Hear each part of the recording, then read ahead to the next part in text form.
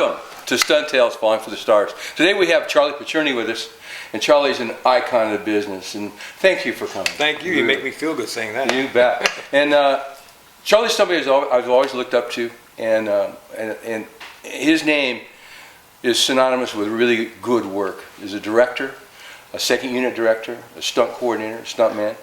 So we're gonna go inside the mind over here. So anyway, the whole thing is Charlie, you grew up in New York, right? New York. And long time ago. Long time ago, huh? And so, what were you doing in New York? You had to ask that, right? I did.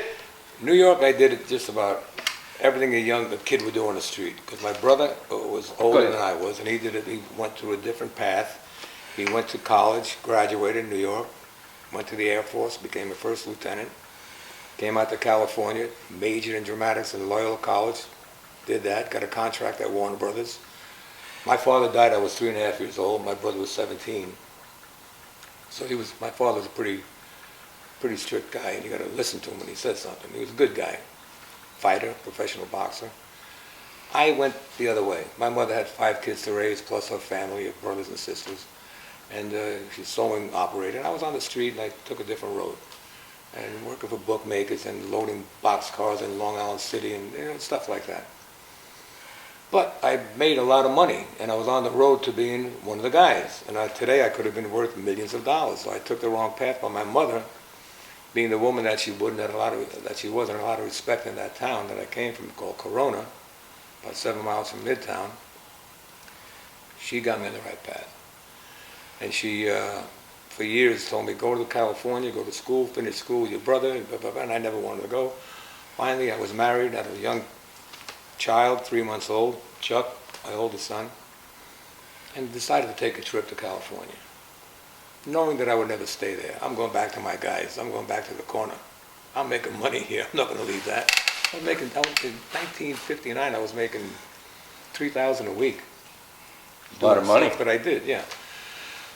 So I took the trip thinking I would come back, and my first day in the business, my brother took me over Sepulveda Pass into Culver City, and he gave me 3 rules to stand by.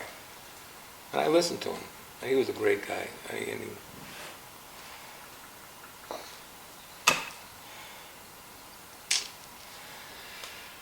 But he gave me 3 rules. He said, stay near the camera, don't be late, and give 15 minutes of your time to each guy in the crew. And I did that. And later on, I knew what he meant. Those people would go out in different shows, and if you were nice to them and they liked you, they would spread your name around, whether it be a prop man or a gaffer or a camera guy. Hey, Charlie Picerni fit this job, doubling somebody, doing a part, and I got work that way, and I started to gradually move up. But yeah, I came from New York. So it's a long answer.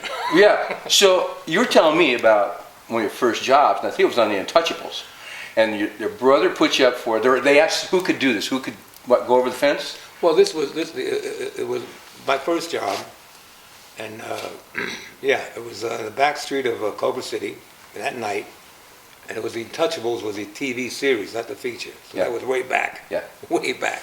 This was Robert Stack, right? Robert Stack. And anyway, the camera's in the street, and the shot was I'm doubling this actor. I run into frame, hit a 10-foot chain link fence, go over the top of it, and hit a garage roof, jump down, and run through an alleyway.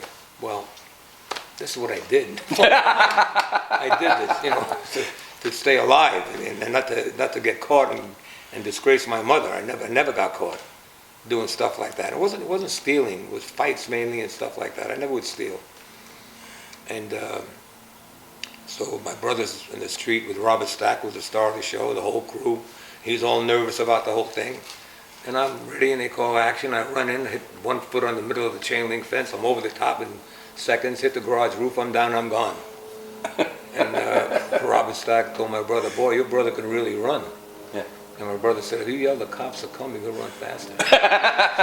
So it was kind of he was all excited about it. But that was my first stunt.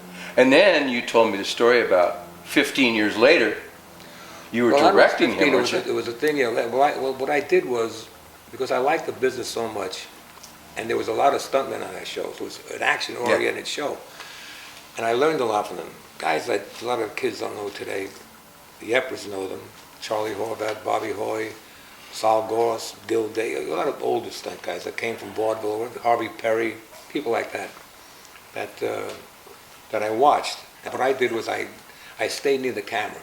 Yeah. And I learned the stunts, I watched these guys, but I always liked the camera. I stayed near it and I listened because I was standing in. So the nucleus of everything going around you, so you hear the terminology, the gaffers, the camera guys, the wardrobe, the props. So you learn all this business. It's better. This observation is better than going to film school. Yeah. Better by any chance. I can tell you a story about that too. Anyway, star of the show, because I learned so much, and I went through the years of doing extra work, and I learned a lot doing that. And I started doing stunts, and 15 years later, I was directing the star of The Untouchables, Robert Stack, in a TV show called Strike Force. Cool. And I directed him, and that was a big moment. Yeah.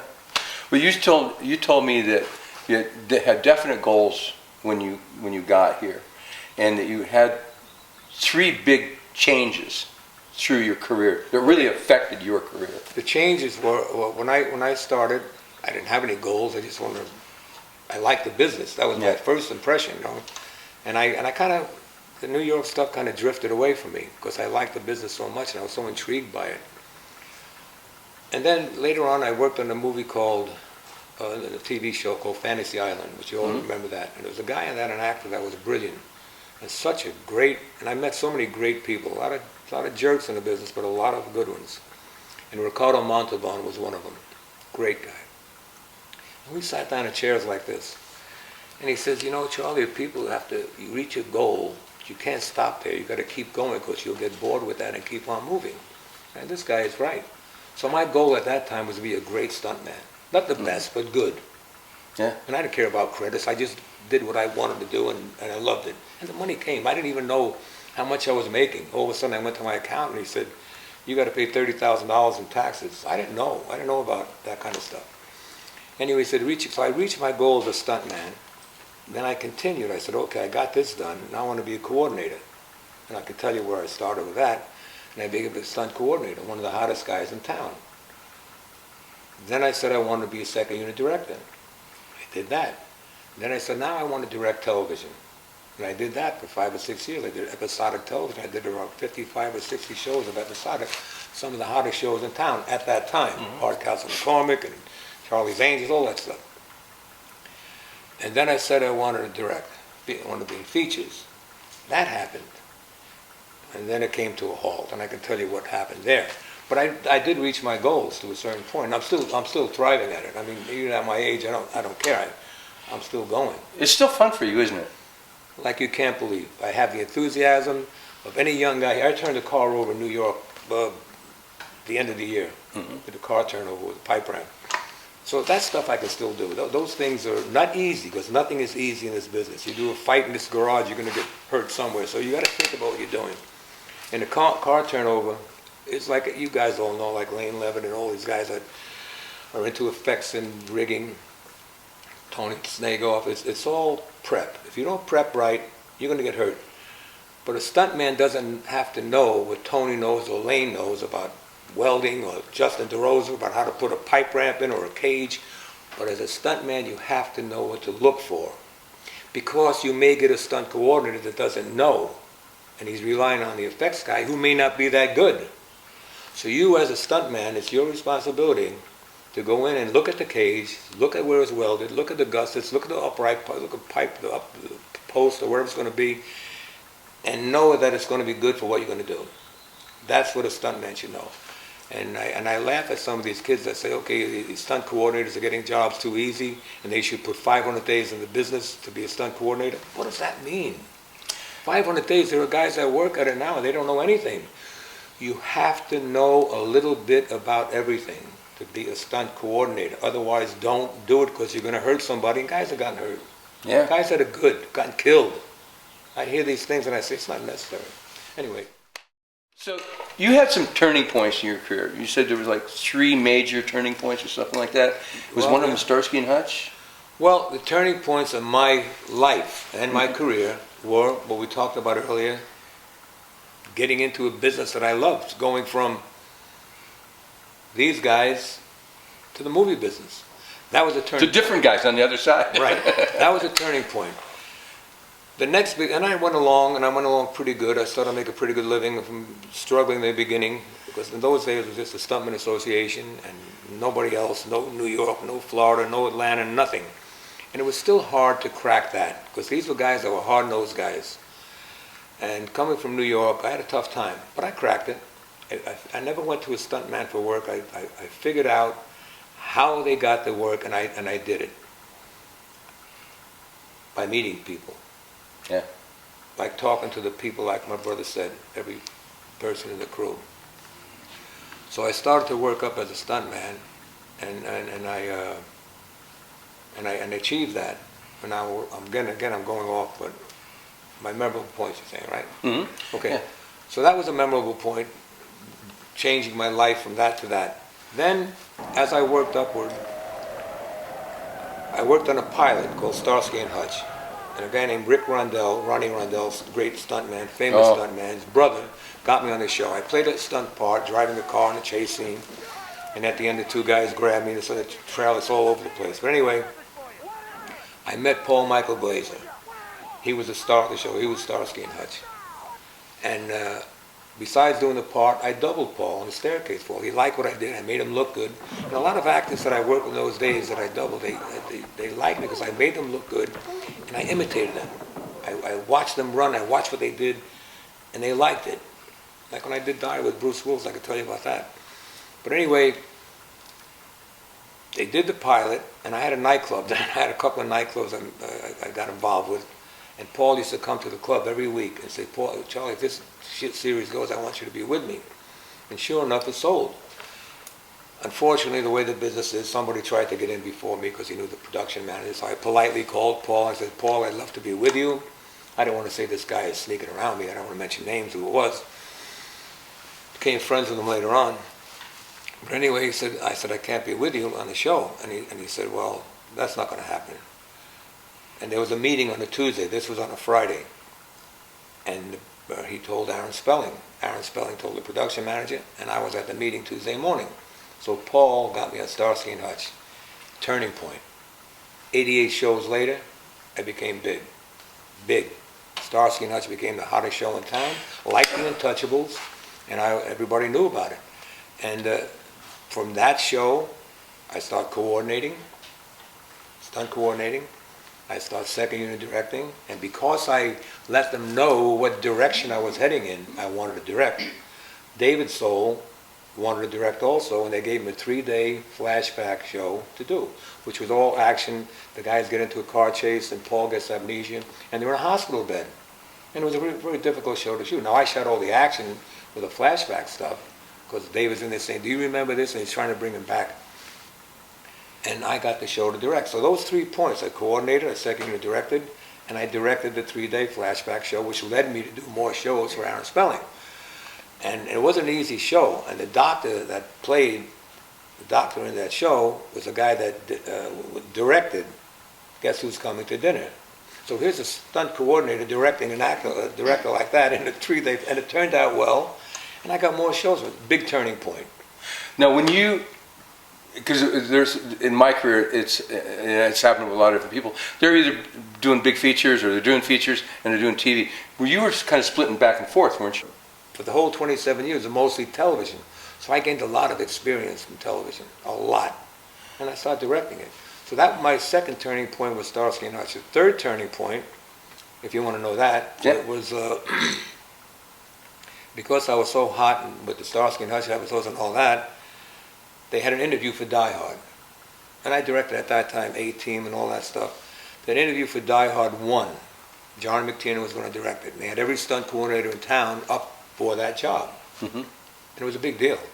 So I went in, and because I stayed near the camera all my career and watched and not talk about stunts and high falls, which I did before I got in the business more than what I did in the business, I watched story and I watched actors, and I sat down with actors and did offstage dialogue with them. So I knew what John was looking for.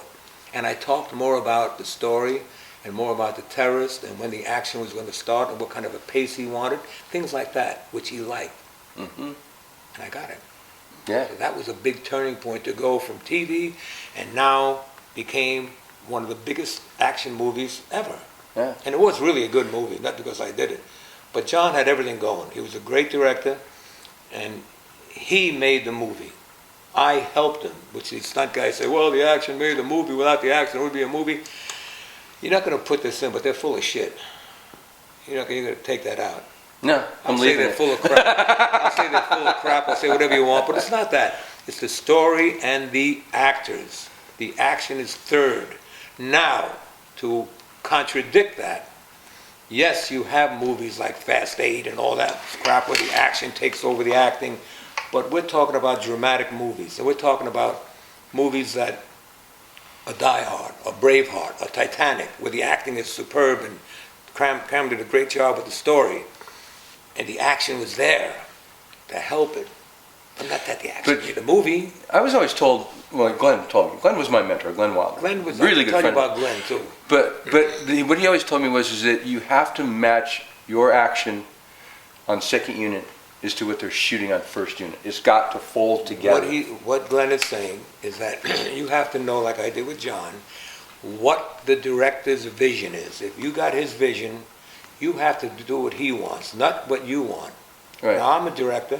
I have a certain vision. If I get Steve Hart or Tony Snagoff or Lane Levitt or Justin DeRosa to coordinate for me, they have to know what I want.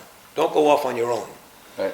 Unless you got a guy like Rennie Harlan, and I'll say it to his face, that don't know anything. And I go out and shoot 70 days of second unit for Die Hard, where Joel Silver said, you go out and shoot the movie. And I had no storyboards, no nothing, and I had 200 people in my crew shooting all over the country. And that's not Die Hard 2, right? Die Hard 2, not Die Hard 1. John McTiernan was fantastic. Yeah. And then it's a different story.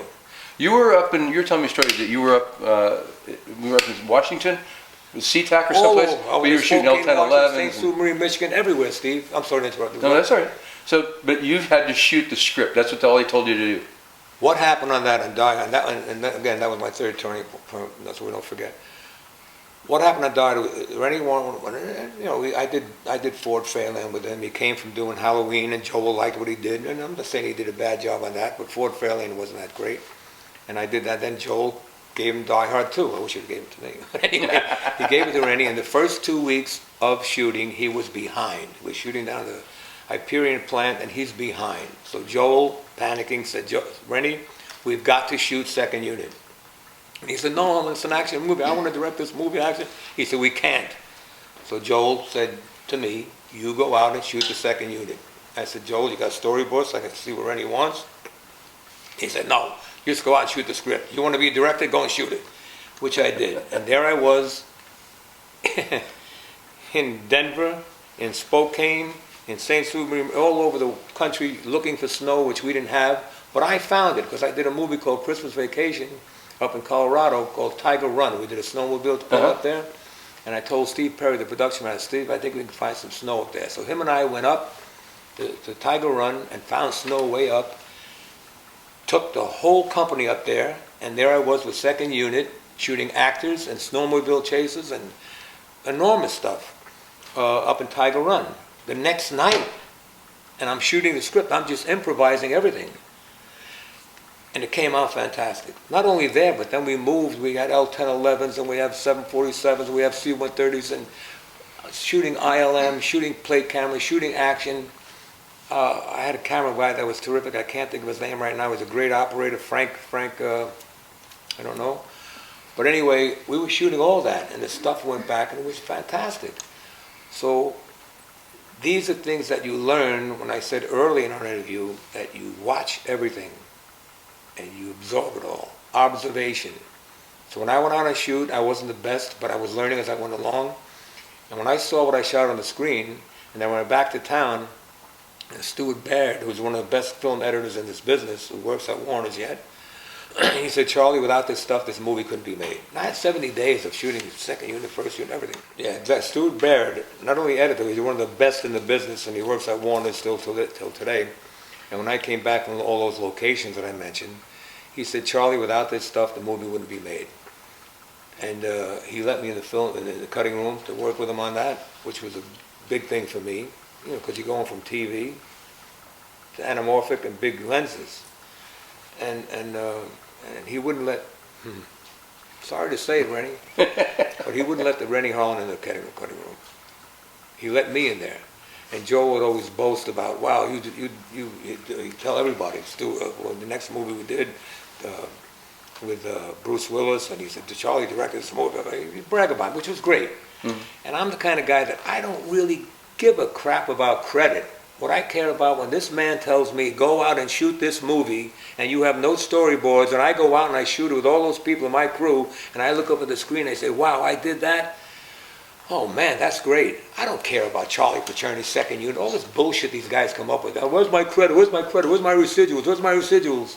I don't care about that. I never do. I never have now. Because it'll come. You get your recognition from what you do. Don't demand it. I told this to a flunky, and I say it how it is. This man here has got more talent than he's a nice man. Talk about Lane Levin. Is a jerk. Rigging, the best. Bullshit, the best. These are the people that I don't like because they ruin the business. And I can name more if you want, that they're ruining the business today. The people don't see it. They work on the shows, and because they work on the show, they say, oh, I want to, I got to say it, and I don't care. When they say